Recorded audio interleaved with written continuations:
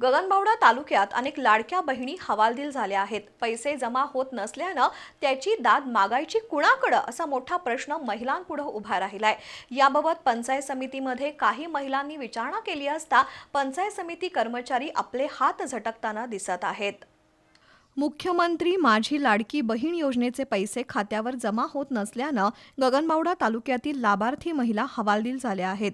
पंचायत समिती कार्यालयात चौकशीसाठी गेल्यानंतर तिथल्या महिला आणि बालकल्याण विभागाचे कर्मचारी हात वर करत असल्याचा आरोप महिलांमधून होतोय. त्यामुळे पैसे आले नाहीत तर शेवटी विचारायचं कोणाला असा सवाल लाडक्या बहिणी उपस्थित करतायत.